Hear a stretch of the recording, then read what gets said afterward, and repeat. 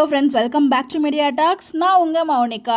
So விக்ரன் award function ஃபைனலாக வீக்காக்கு கப்புள் அவார்ட் கொடுத்தாச்சு. ஸோ கப்புள் அவார்ட் நம்ம கப்புள் வந்து பார்த்திங்கன்னா 6 டைம்ஸ் வந்து வின் பண்ணியிருக்காங்க. அது ரொம்பவே ஹாப்பி. அதை பற்றி வீடியோமே நம்ம ஷேர் பண்ணியிருக்கோம். அதெல்லாம் ஒரு பக்கம் இருந்தாலும் இண்டிவிஜுவல் அவார்ட் கிடைக்கணும் அப்படின்னு சொல்லிட்டு எல்லாருமே வெயிட் பண்ணிட்டு இருந்தோம். பட் வந்து பார்த்திங்கன்னா இந்த முறையும் பேர் அவார்ட் தான் கிடச்சிருக்கும் போல். பெஸ்ட் ஆக்டர் அவார்டு வந்து நம்ம சிரடிகாசி நம்ம முத்து தான் வந்து வின் பண்ணியிருக்காரு. ஸோ அவர் கொடுத்தது நான் தப்புன்னு சொல்லவே இல்லை. பட் எனக்குள்ளேயும் ஒரு கேள்வி இருந்துச்சு.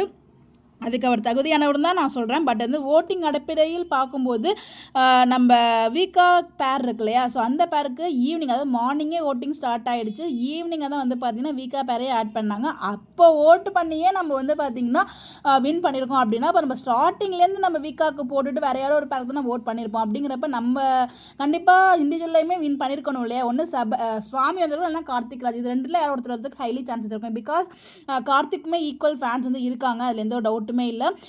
இப்போ வந்து பார்த்தீங்கன்னா, ஆனால் அவங்களுக்கு கொடுக்காம நம்ம இவர் இருக்கார்லையே வெற்றி வசந்த், அவங்களுக்கு தான் கொடுத்துருக்காங்க. வெற்றி வசந்த் அவார்டு வாங்கினதை பார்த்ததுமே எனக்குமே தோணுன ஒரு விஷயம் தான். ஸோ இதுவுமே வந்து பார்த்தீங்கன்னா நம்மளோட ஃபாலோவர் ஒருத்தவங்களுமே கமெண்ட் பண்ணியிருந்தாங்க. தங்கம் கணேஷ் அப்படிங்கிறத தான் கமெண்ட் பண்ணியிருந்தாங்க.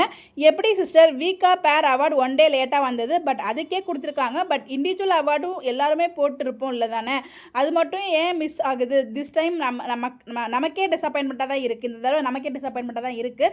இப்போ இருக்கும் நெகட்டிவிட்டியில் இண்டிவிஜுவல் கிடைச்சா நல்லாயிருக்கும்னு நினச்சேன். இன்னும் இதே சுச்சுவேஷன் தான் ஒஸ்ட்டாக போகும் போலையே. விஜய் அவார்டில் ரியாக்ட் பண்ண மாதிரி இப்போவும் ரியாக்ட் பண்ணிடுவாரா அப்படிங்கிற மாதிரி சொல்கிறாங்க. ஆக்சுவலாக விஜய் அவார்ட்ஸ் அவர் என்னன்னா மார்னிங்லேருந்து இவங்க வரைக்கும் உட்காந்து, பட் வந்து பார்த்தீங்கன்னா அந்த ஃபங்க்ஷன் ஸ்டார்ட் ஆனதுலேருந்து உட்காந்து கடைசியாக தான் வீக்காக்கு அவார்ட் கொடுப்பாங்க. அதுவும் அவங்களுக்கு மட்டும் தான் அவார்டு கொடுப்பாங்க. அது விஜய் டிவி ரெகக்னைஸ் பண்ணும்போது எல்லாருக்குமே ஈக்குவல் இம்பார்ட்டன்ஸ் கொடுக்கணும்.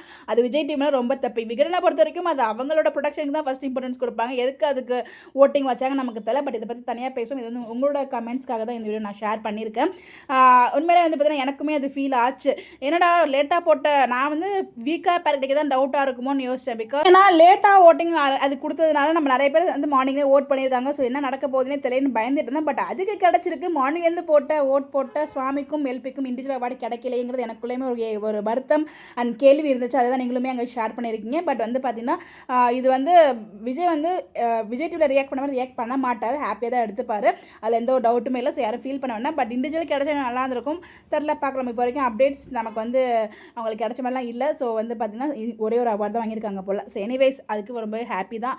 அதை அட்லீஸ்ட் கொடுத்தாங்களே அப்படின்னு நினச்சிட்டு போக வேண்டியதான். உங்களுடைய கருத்துக்கள் நீங்கள் நினைக்கிறீங்கன்னு சொல்லி மறக்காமல் கமெண்ட்டில் ஷேர் பண்ணுங்கள். Bye bye.